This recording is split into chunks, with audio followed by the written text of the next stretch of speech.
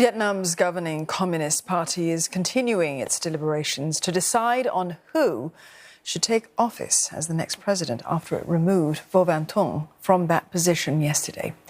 The sudden change at the helm of Vietnam's political leadership has many investors concerned about the level of political stability in the country.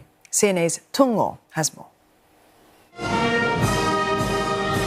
Just slightly over a year after he was sworn in, Vo Van Thuong was forced to step down, becoming the second Vietnamese president to resign in as many years.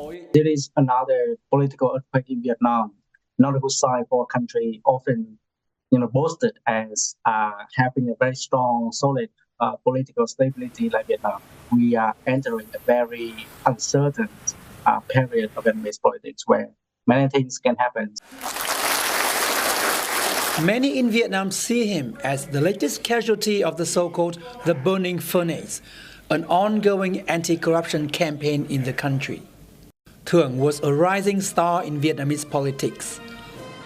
The youngest member among the leadership of the Communist Party of Vietnam, the 53-year-old was a strong candidate for the top job, the General Secretary, when the party ushers in a new set of leadership in 2 years.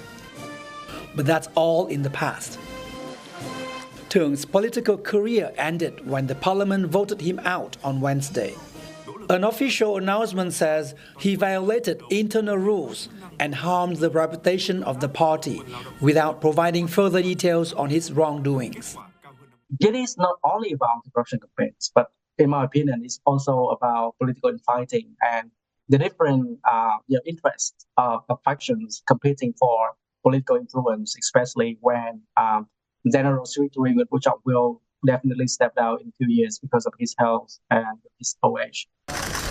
As president, Thuong hosted and met with the world leaders. He projected Vietnam's confidence as a strategic partner to both the US and China.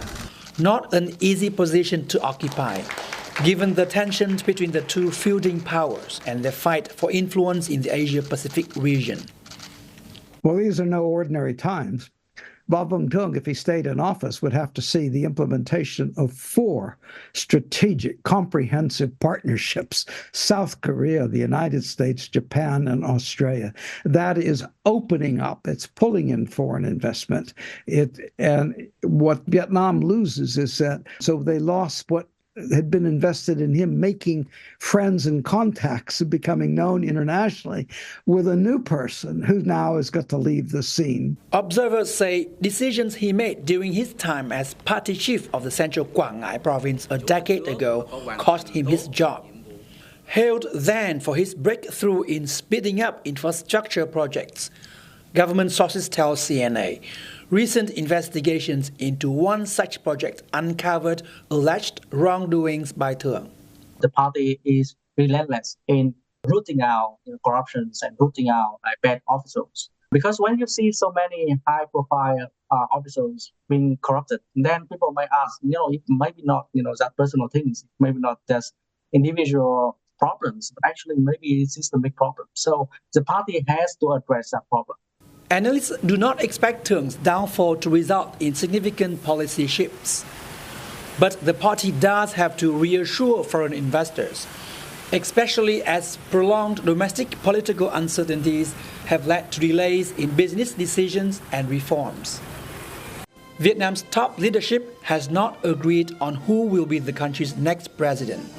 And until they reach a consensus, the country's vice president will carry the official functions of Vietnam's head of state. Tung Ngo, CNA, Hà Nội.